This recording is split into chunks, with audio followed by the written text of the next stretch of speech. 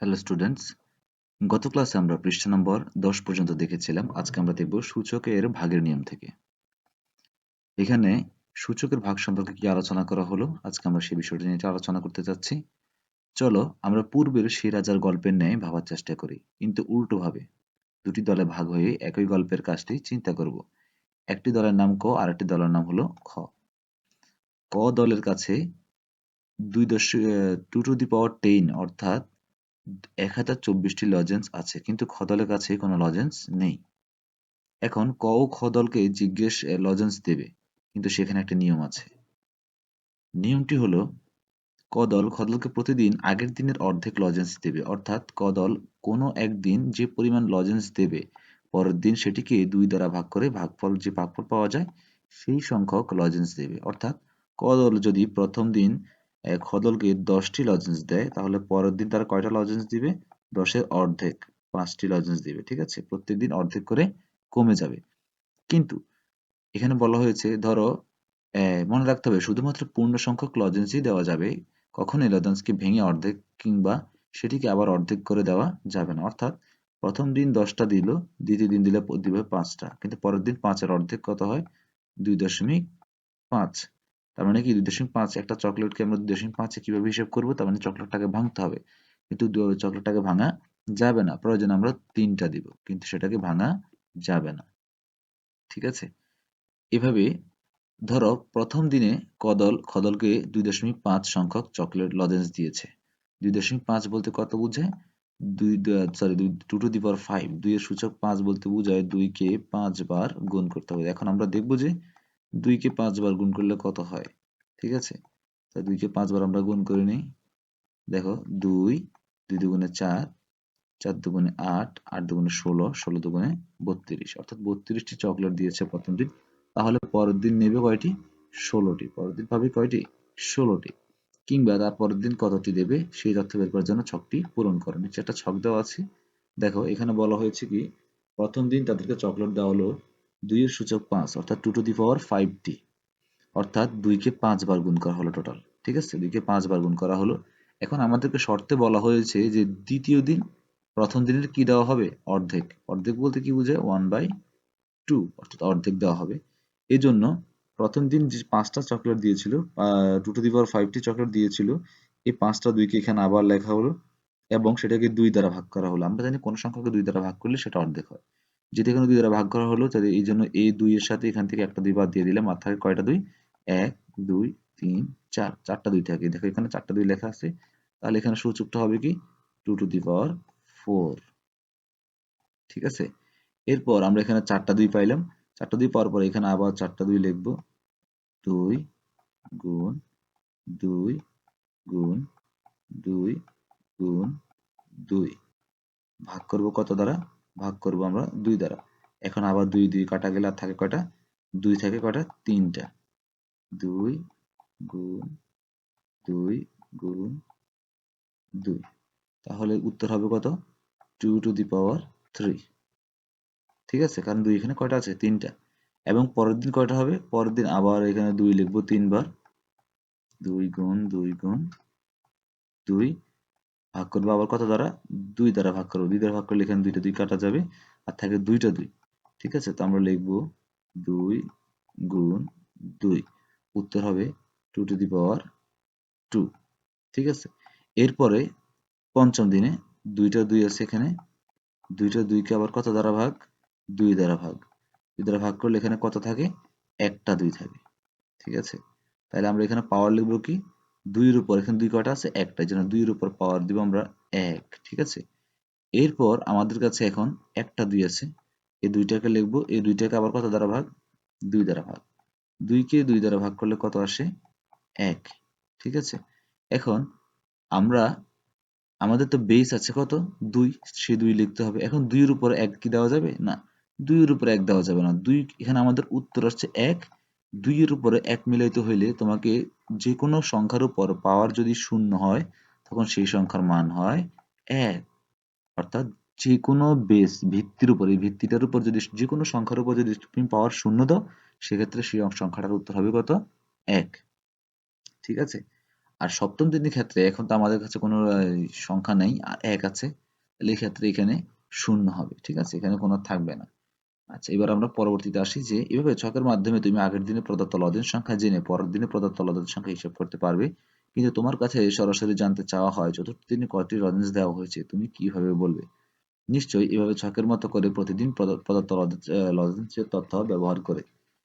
ওনারা বলতেছে যে আমাদেরকে যদি হঠাৎ করে প্রথম দিন দ্বিতীয় দিনে কথা না বলে সরাসরি চতুর্থ দিনে কথা বলে, তাহলে আমরা কিভাবে বাইর করব? ঠিক আছে, এটা আমাদেরকে হিসাব করতে বলছে। এখন দেখো এখানে ছক 1.1 বলা হয়েছে 2 টু দি পাওয়ার 10, 2 এর সূচক 10, এজন্য 2 কে 10 বার লেখা হলো। এবং দ্বিতীয় দিন যেহেতু অর্ধেক করতে হবে, আমরা যদি অর্ধেক করতে হলে আমাদেরকে 2 দ্বারা ভাগ করতে হবে। ঠিক আছে, এজন্য 2 দ্বারা ভাগ করলো, 10টা 2 আছে, একটা 2 বাদ যাবে, আর থাকবে 9টা। এভাবে তৃতীয় দিন হিসাবটা লিখতে হবে। তৃতীয় দিন আবার 9টা 2 লিখবে এখানে, 9টা লিখবা, 9টা লেখার পর আবার 2 একটা একটা বাদ দিয়ে দিবে, নিচে 2 এইভাবে নিচের 2 এর সাথে কাটা দিয়ে দিলে 8টা 2 থাকবে, 2 টু দি পাওয়ার 7 হবে। এভাবে আমাদেরকে অষ্টম দিন পর্যন্ত বাইর করতে বলছে। ঠিক আছে, অষ্টম দিন পর্যন্ত বাইর করতে অনেক সময় সাপেক্ষ। তোমরা বিষয়টা যেহেতু বুঝতে পারছো, তাহলে আমরা বাকিটা বুঝাচ্ছি না, চতুর্থ দিনটা তোমরা বাইর করে ফেলবা। এখন আমরা পঞ্চম দিন, ষষ্ঠ দিন, সপ্তম দিন এবং অষ্টম দিনটা দেখে ফেলবো। এরপরে বলা হচ্ছে দেখো এই কাজটি করতে অনেক পরিশ্রম হচ্ছে এবং অনেক সময় ব্যয় হচ্ছে, তাই এই পর্যায়ে চলো গুণের মতো সূচকের ভাগেরও যে সহজ উপায় আছে তা দেখি। আমরা পূর্বে সূচকের গুণের পদ্ধতি যেভাবে ছকের মাধ্যমে দেখেছি, এখন সেভাবেই দেখার চেষ্টা করব। তোমরা আবার জোড় ও বেজোড় রোল 2 ভাগ হয়ে যাও এবং জোড় রোলধারীরা 6 সংখ্যাটি নাও এবং বেজোড় রোলধারীরা 5 সংখ্যাটি নাও।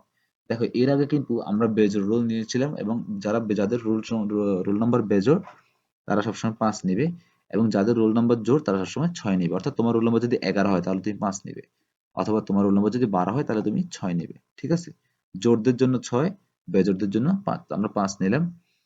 ঠিক আছে, আমরা 5 নিয়ে কাজটা করব, কিন্তু এর আগে আমাদেরকে এই ছকটা দেখতে বলছে। বলছে কি এবার পরবর্তী 1.19 ভালো করে লক্ষ্য করো, সাহায্যের জন্য পুরো ছকটি পূরণ করে দেওয়া আছে, এরপর পরবর্তী 1.20 পূরণ করতে হবে। এখন এই ছকটা দেওয়া আছে, এটা দেখে আমরা পরেরটা পূরণ করতে হবে। দেখো কিভাবে সূচকের ভাগ করা হয়। গৃহীত সংখ্যা, আমাদেরকে সংখ্যা দেওয়া হলো 10, এখানে বলা হয়েছে 10-এর উপর পাওয়ার আছে 4 এবং ভাগ 10-এর উপর পাওয়ার আছে কত, 2। ঠিক আছে, এটা হচ্ছে ভাজ্য। ঠিক আছে, এটা হচ্ছে ভাজ্য, প্রথম সংখ্যাটা হচ্ছে ভাজ্য, দ্বিতীয়টা হচ্ছে কি ভাজক। অর্থাৎ এটাকে ভাগ করা হবে এটা দিয়ে। এখন 10-এর উপর পাওয়ার 4 আছে, অর্থাৎ 10 কতবার আছে, 4 বার। কোন সংখ্যার উপর পাওয়ার যত, অর্থাৎ সংখ্যাটা ততবার লিখতে হয়। 10-এর উপর পাওয়ার 4 আছে, যেন 10কে 4 বার লেখা হলো এখানে। ঠিক আছে, দেখো, এবং 10-এর উপরে 2 আছে, অর্থাৎ 10কে কয়বার লিখতে হবে, 2 বার। টোটাল কয়টা হলো, 4 এবং 2, টোটাল 6টা হলো। ঠিক আছে, এখন এখানে কথা হচ্ছে কি, প্রথমটা হচ্ছে ভাজ্য, অর্থাৎ যেটাকে ভাগ করা হয়। ঠিক আছে, অর্থাৎ আরো একটু সহজ করে দিই, প্রথম যে সংখ্যাটা দেওয়া থাকবে এটার মান হবে উপরে। যেমন 10-এর উপরে 4 ছিল, যেমন 10টা 4 উপরে লেখা হলো, এবং 10-এর উপরে 2 ছিল, এটা ছিল দ্বিতীয় ঘরে, এজন্য 10টা 2, 2টা 10 নিচে লেখা হলো। ঠিক আছে, এক্ষেত্রে দেখো এই একটা 10 এবং এই একটা 10 বাদ যায়, এই একটা 10-এর সাথে এই একটা 10 কাটা যায়, আর থাকে কয়টা 10, 2টা। ঠিক আছে, 2টা 10 থাকে, এই জন্য লিখছে যে 10 ইন্টু 10। এই জন্য যেহেতু 10 আর 2টা অবশিষ্ট আছে, এই জন্য লিখছে কি 10 এর সূচক 2। ঠিক আছে, ঠিক এই প্রসেসটাতে প্রত্যেকটা অঙ্ক এখানে করা হয়েছে। আমি জাস্ট তোমাকে শেষের অঙ্কটা দেখাই দিচ্ছি, কারণ এটা একটু ব্যতিক্রম। এখানে 10-এর উপরে 1 আছে পাওয়ার, এবং এটা এখানে 10-এর উপরে পাওয়ার 1 আছে, এবং ভাজ্য সেম, ভাজকও সেম। এক্ষেত্রে দেখো 10-এর উপরে 1 মানে 10 একটা, আবার এখানে 10-এর উপরে 1 মানে 10 একটা, তাহলে 10 দিয়ে 10কে ভাগ করলে কত হয়, 1 হয়। তাহলে এখানে পাওয়ার কত হবে, পাওয়ার হবে 10 টু দি পাওয়ার 0। এখন বলতে পারো এখানে তো পাওয়ার 1, 1 লিখলাম না কেন?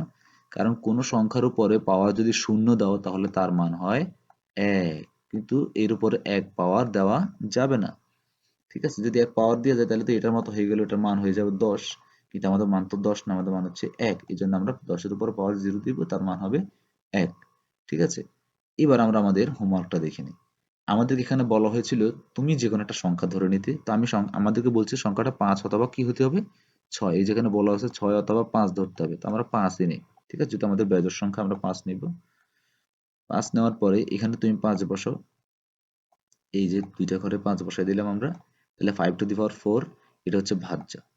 5-এর উপর 4, এটা হচ্ছে কি ভাজ্য। এবং 5-এর উপরে গুণাকার পদ, প্রথম পদের গুণাকার কাঠামো, অর্থাৎ 5-এর উপর 4 আছে, তাহলে 5 কয়বার লিখবো আমরা, 5 লিখবো আমরা, গুণ গুণ চিহ্ন দিয়ে 5কে 4 বার লিখবো। ঠিক আছে, 5কে কয়বার লিখবো আমরা, 4 বার লিখবো। দেখো, আচ্ছা এরপর ভাজক, ভাজক হচ্ছে কত, 5^2, অর্থাৎ 5 কে এখানে আমরা লিখবো 2 বার, 5^2 আগে লিখে দিই।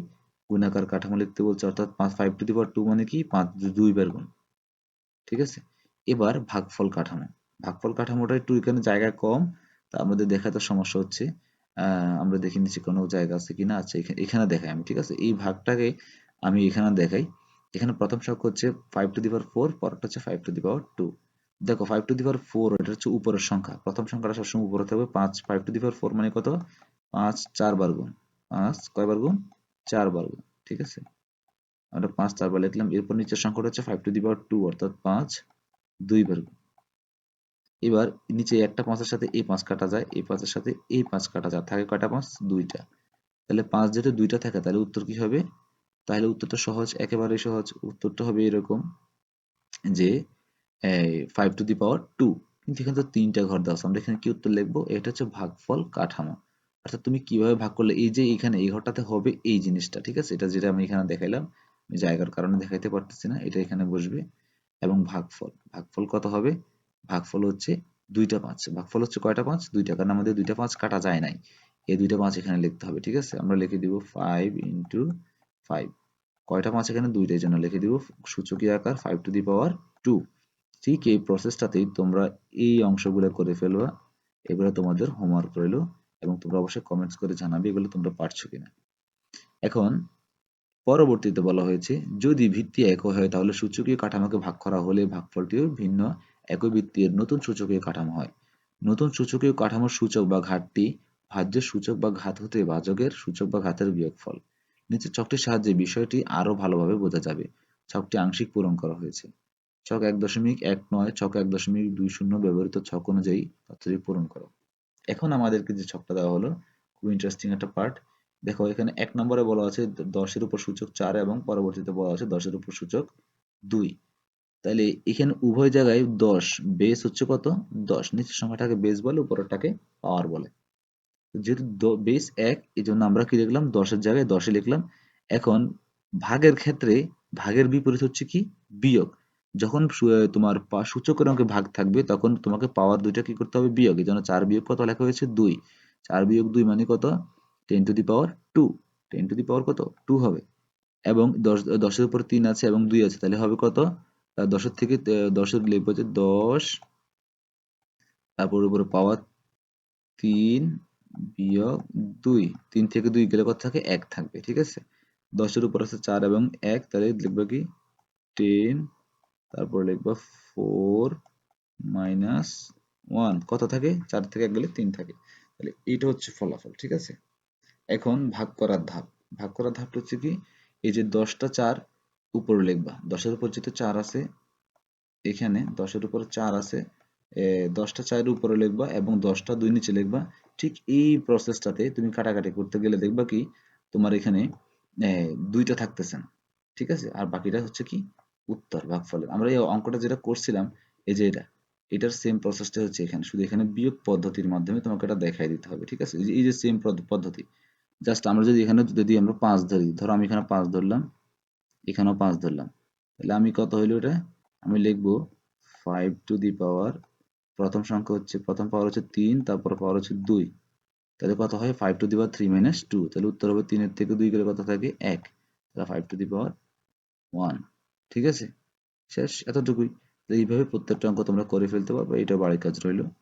এখন বলছি কি যে একই ভিত্তির দুইটি সূচকীয় রাশির ভাগফলকে একই ভিত্তির আরেকটি সূচকীয় রাশি আকারে প্রকাশ করা সম্ভব। সেক্ষেত্রে গুণফলটি সূচক হবে ভাজ্যের সূচক হতে ভাজকের সূচকের বিয়োগফল, ঠিক আছে।